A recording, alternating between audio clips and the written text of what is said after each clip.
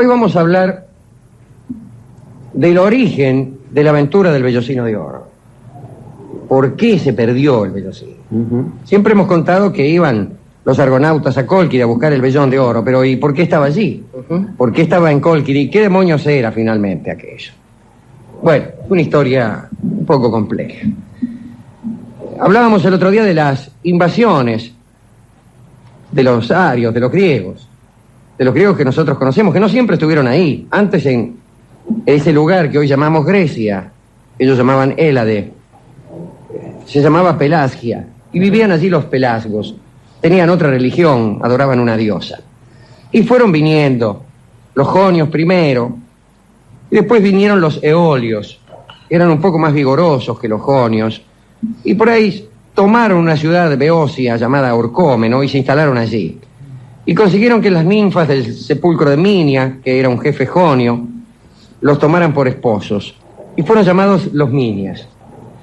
Y en determinado momento los Minias ampliaron su territorio y aparece más adelante un rey Minia llamado Atamante, un tipo muy altivo, alto, rubio, lindo tipo de hombre, que invitó a Ino, la gran sacerdotisa del colegio de Yolco, una ciudad que había allí, le invitó, digo, a que celebrase matrimonio con él y que además todas las ninfas, llamadas ninfas de los peces, lo hicieran con sus jefes.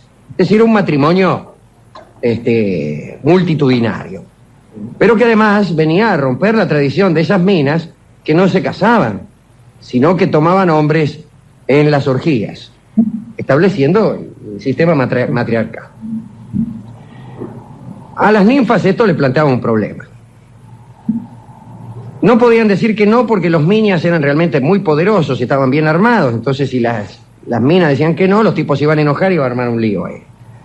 Pero tanto Ino como todas las ninfas de los peces adoraban a la diosa, como se ha dicho, y acostumbraban tomar amantes en las orgías correspondientes entre los centauros del monte Pelión. Ya tenían un acuerdo. Y entonces no querían vulnerar los derechos de estos centauros, prometiéndose como esposas y dejándolos fuera de todo el asunto. Entonces, ¿qué hacemos? Y consultaron a la diosa. Oh, diosa, vinieron unos tipos, nos propusieron matrimonio, no le podemos decir que no porque son muy poderosos, nos van a reventar. ¿Y qué hacemos con los centauros? Dice, no importa, dice la diosa, yo me voy a encargar de esto. Ustedes, limítense a servir vino puro a los centauros y yo me encargo del resto. Y se celebró la múltiple boda y los centauros fueron invitados, los centauros del monte Pelión. Al llegar les sirvieron vino de Lemnos, era un vino dorado. Y hay que decir que los centauros honraban siempre a Sabacio de Tesalia, que era el inventor de la cerveza. ¿Sí? Y gritaban al beber cerveza, Io, Io, Sabacio. Io. Y usaban la cerveza como bebida ritual. No conocían el vino. Se les sirve vino y el vino era dorado. Se diferenciaba de la cerveza un poco por el aroma y otro poco porque no tenía arriba, no había que tomarlo con pajita como tomaban ellos la cerveza, porque arriba tenía como restos de cebada. Se lo tomaron el vino y empezaron a relinchar de lujuria. Y las ninfas, todas las que estaban ahí en la boda, las novias, vamos, las novias ajenas, sintieron piedad y ofrecieron compañía a los centauros. Se fueron a los bosques a retosar. Qué piadosas. Claro, los maridos que estaban ahí se enojaron. Dice, ¿cómo van a ir? Dice, justo a la noche de boda con estos tipos que son mitad caballos. A los Minias no habían bebido vino puro, sino como se utilizaba, según la costumbre, lo habían bebido con 4 partes de agua. 4 partes de agua y una de vino, porque aquel vino era de terror. El vino de Lemnos y cualquier otro vino de la Hélade. Y entonces persiguieron a sus esposas, campearon a las muchachas en el bosque donde andaban ahí con los centauros y mataron incluso a algunos. Al día siguiente el propio Atamante dirigió un ataque con todo su ejército en las montañas de los centauros y los obligó a huir hacia el norte. Recordarán los aficionados a esto una historia parecida que fue la que tuvo lugar cuando el casamiento de Hipodamía, donde también invitaron a unos centauros que hicieron lo mismo, tomaron vino y se pusieron como locos. Pero ahí raptaron únicamente a la novia, acá todas las novias. Después Atamante, después de derrotar a los centauros, sacó del santuario de Yolco la imagen de la diosa blanca con cabeza de yegua y rededicó el templo al dios nuevo, al dios de ellos, que antes se llamaba Dio, después se llamó Sagreo y ahora lo llamaban Zeus. Y lo llamaban Zeus el carnero, dios de las lluvias. Y comunicó a su mujer, a Ino, que ningún centauro debía volver por allí. Y su mujer Ino le dijo, bueno, ¿cómo vamos a hacer con la cebada? Porque mira, yo te voy a explicar, Atamante. Nosotras sembramos acá la cebada y si no están los centauros para la fiesta de la siembra, donde hay una orgía y ellos disfrutan de nuestra compañía ante la diosa, pues la cebada no crece. Vamos, dice Atamante, esas son supersticiones. Nosotros vamos a sembrar la cebada y Zeus nos va a ayudar y nos va a proporcionar la lluvia necesaria ante mis oportunos pedidos. Y Atamante trasladó al santuario de Yolco un objeto particularmente sagrado. Se trataba de una talla del dios carnero, de Zeus carnero, en una raíz de roble, sobre la cual colgaba un vellón de cordero teñido con púrpura. Por todo el borde del vellón se había tejido un precioso fleco de hilos de oro que formaban bucles como la lana. Y por esta razón se le llamaba el vellocino de oro. Era algo que maravillaba a quien lo veía y siempre lograba hacer caer la lluvia si se le ofrecía el sacrificio adecuado. Diría el emperador Claudio, salvo, como ocurría con frecuencia, cuando se cometía el más mínimo error en la manipulación de los rituales sagrados. Decían que esta talla en roble solía levitar cuando se le hacían los sacrificios, que se elevaba con el humo del sacrificio, salía por un agujero del techo y volvía mojado con las primeras gotas de la lluvia solicitada. Ahora muy bien, la diosa, que tenía muchas ganas de vengarse de estos señores, ordenó tostar las semillas de cebada y envenenar el agua de las ovejas de los minias con cicuta y agárico. Si ustedes quédense tranquilos, yo a este tipo los voy a reventar. Y entonces empezaron a morir las ovejas, los hombres entonces comían más pan y gastaban más grano, y vino la siembra. Y no le dijo, les vamos a pedir que ustedes mismos hagan la siembra, sin la ayuda de las mujeres. Y sembraron las semillas tostadas que no servían para nada. No rezaron plegaria ninguna, ni hicieron ceremonia ninguna, ni llamaron a los centauros para mandarse una orgía, como solían hacer las muchachas en otros tiempos. Las ninfas observaban riendo por ahí, ¿no? Desde luego la cebada no creció. Entonces Atamante y los suyos dijeron, falta lluvia. Vamos a hacer un sacrificio a Zeus. Subieron ahí a un monte, sacrificaron un carnero y cayó un chaparroncito. Pero la cebada no crecía. Entonces Atamante hizo un sacrificio más considerable, sacrificó 50 carneros y cayó una lluvia infernal que rompió los puentes, inundó todo. Y cuando salió el sol crecieron hierbas malas, pero cebada para nada. Entonces cada una de las ninfas indujo a su correspondiente marido a exigir de Atamante un tercer sacrificio más importante. Y ese sacrificio era el de los propios hijos de Atamante, que tenía con una esposa beocia anterior a Ino. Se llamaban Frixo y Ele. Insisten varias veces, lo amenazan incluso a Atamante, y Atamante dice, bueno, está bien, lo haré, pero lo haré solamente si me lo exige el oráculo de Delfos. Voy a ir a Delfos a consultar al oráculo, y si el oráculo me dice sacrifica a tus hijos, yo lo haré. Marchó Atamante hacia Delfos, pero Ino mandó a un pastor beocio que conocía todos los atajos, y llegó antes a Delfos. Y le llenó la cabeza a la pitonisa, diciéndole lo que habían hecho estos tipos allí. Que habían echado a los centauros, que se habían portado mal, que eran unos atorrantes. Y entonces, al llegar Atamante, el oráculo ordenó sacrificar sin demora a los chicos. Volvió el pastor e Ino conoció inmediatamente la respuesta del oráculo. Y llamó entonces a él y a Frixo a los hijos de Atamante y les dijo: ahora va a venir papá, dice, y los va a querer matar. Pero dice: yo que ustedes me rajo. No, ¿cómo vamos a rajar? ¿Qué va a decir mi papá? Nos va a matar. Bueno.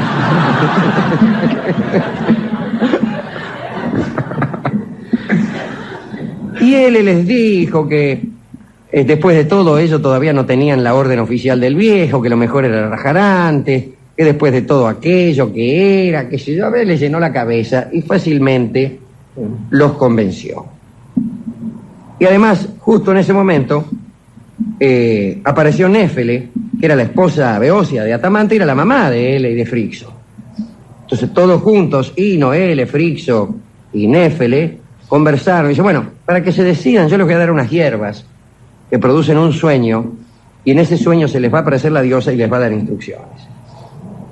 Morfan las hierbas y en el sueño aparece la diosa y les dice: yo soy, dice, una diosa muy poderosa, en Frigia soy Cibeles, en Fenicia soy Astarte, en Egipto soy Isis, en Sicilia soy Proserpina, en Creta soy Rea, en Atenas soy Palas y Atenea, pero también me llaman Diana, Agdistis, Mariane, Dindimene, Hera, o Juno, o Hécate. O Leucotea en general, en toda la Hélade.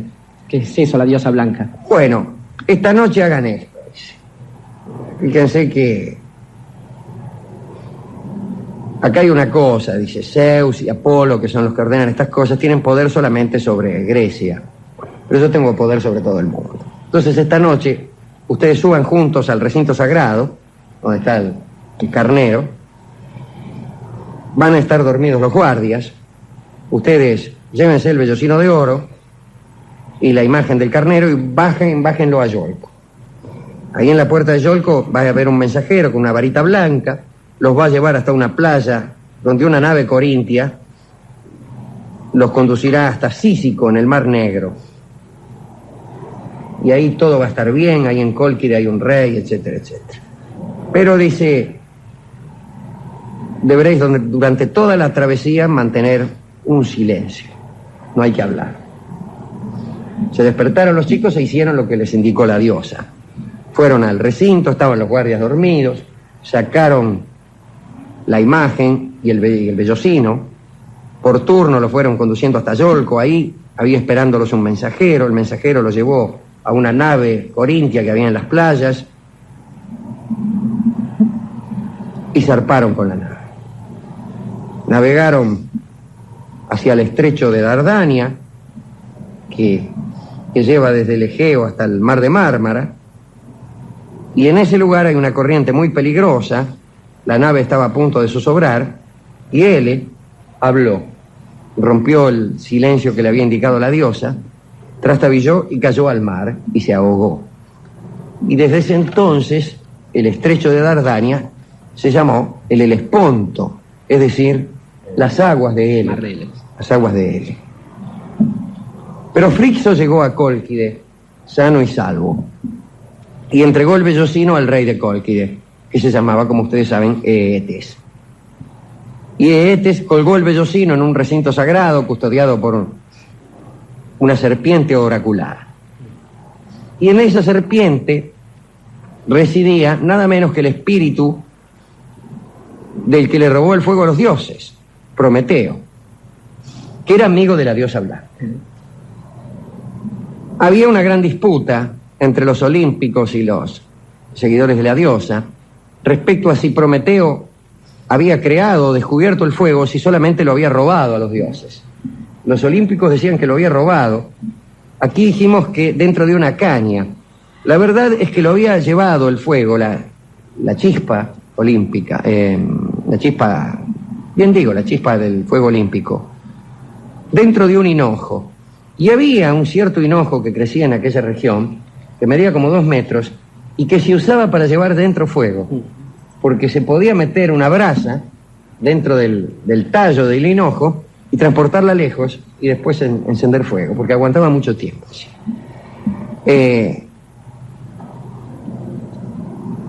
A todo esto, Atamante vio que faltaban los chicos y que faltaba el vellocino. Y no le contó una mentira, le dijo que qué sé yo, que había pasado, le empezó a macañar, Le dijo, mira, tú humíllate ante la diosa y deja a Creteo, tu hermano, como regente, y tú muérete por un año. Algún día hablaremos de cómo eran esas muertes fingidas. Y además, invita a los centauros a volver al Pelión, indemnízalos por sus pérdidas. Y Atamante hizo todo esto. Dejó volver a los centauros, se humilló ante la diosa y se murió y permaneció muerto durante un año, encerrado y comiendo la comida de los muertos, que es comida roja, que los vivos solo pueden comer en días de fiestas. Y estas comidas rojas son langosta, cangrejos, morcilla, tocino, jamón. Esa es la comida de los muertos. Creteo fue regente, hubo amistad, pero Ino se volvió loca y se murió. Y después sucedió algo espantoso. Llegaron otros arios, estos eran los aqueos, y los aqueos estaban al mando de Pelias. Y cuando Pelias se enteró que faltaba el vellocino de oro, ahí pasó algo, porque Pelias era muy combativo. Pero después viene la historia que ustedes conocen. Él se libra de su hermano, Esón. Su hermano tiene un hijo, y al descubrir Pelias que el hijo de su hermano es el hombre de quien el oráculo le ha dicho que debe cuidarse, lo manda a una empresa imposible. Y esa empresa imposible es ir a Cólquide a buscar el vellocino que Frixo y Ele se habían llevado del santuario de Yor. Así comienza todo este merengue de los argonautas. Comienza con invasión, con una disputa de religiones. Me hace gracia este carácter de amantes sagrados que tenían los centauros, que cuando sembraban la cebada, pues por obligación tenían que amar a las ninfas de los peces en la ceremonia de la siembra, como los muchachos de Atamante los echan a los centauros y no los dejan hacer esto, las intrigas de Ino y la venganza de la diosa que planea toda una cosa rarísima de llevarse el vellocino para que sobrevengan desgracias que durarían hasta la generación siguiente. Pero ¿a quién dedicar esta recordación que hemos tenido de estas pobres muchachas a quienes los maridos no las dejaban retosar en paz con los pobres centauros, con lo que le gusta a una? Yo creo, Alejandro, que en general, pero en este caso en particular, ese tipo de muchachas no son tan pobres muchachas. Y digo, hay una cosa que me llama la atención y que es menester tener en cuenta cuando uno piensa en el cruce entre Leucotea, entre nuestra querida amiga, la diosa blanca, y los verdaderos dioses, aquellos que nosotros los arios trajimos desde el norte para radicarnos en Grecia e inventar Occidente. Digo esto, si realmente el poder de la diosa era tan grande, ¿qué sentido podía tener una especie de pequeño amuleto, un pobrecito adorno hecho de lana y de hilos de oro, que representaba a otro dios no tan poderoso? Evidentemente ese objeto era sagrado. Del mismo modo podríamos pensar a qué le deberían temer los malos, al santo grial, al cáliz sagrado, si no tenía ningún sentido, si no servía para nada. Quiero decir con esto, entonces, que la dedicatoria necesariamente debe remitirnos a esta idea que también adoptamos nosotros, como buenos descendientes de los que triunfaron finalmente allí. Digo, esta idea de la justicia. La primera trampa, entonces, es aquella que se hace cuando se tuestan los granos de cebada. Ahí hay una trampa. Lo otro fue una guerra. Después de la guerra terminó ese asunto y entonces se busca a través de las intrigas tratar de demostrar el no funcionamiento de ese aparatejo que le habían cedido los dioses a estos muchachos. Y después sí vemos la pobre tristeza de un hombre como Atamante, perdido de la mano de Dios y perdido de la mano del amor, sobre todo. Un hombre al que no le fue bien con ninguna de sus mujeres, según parece, y peor aún, no le fue bien con sus hijos. Es una sucesión de pecados que no se le pueden perdonar a un hombre. Digo entonces, para los arios que llegaron ahí, para todos ellos, los aqueos, para mis ancestros incluso, los dorios, para todos los que construyeron esa civilización. Entonces, para todos menos Atamante, el recuerdo de esas cosas que sí fundan después otra tradición. En Occidente hemos aprendido que vale la pena luchar por aquellas cosas que se pierden, aun cuando sean un vaso de madera, quizás ni siquiera un vaso demasiado precioso, aun cuando el otro sea un pedacito de lana con un poco de oro, porque detrás de eso, adentro de eso mismo, caben los ideales de los pueblos. Entonces, cuando una de esas reliquias se va, esa noche, la noche que se va la reliquia, es más triste que ninguna. La noche que te fuiste es el tango que canta Horacio Molina, dedicado a nuestros amigos los eolios, dueños de los vientos.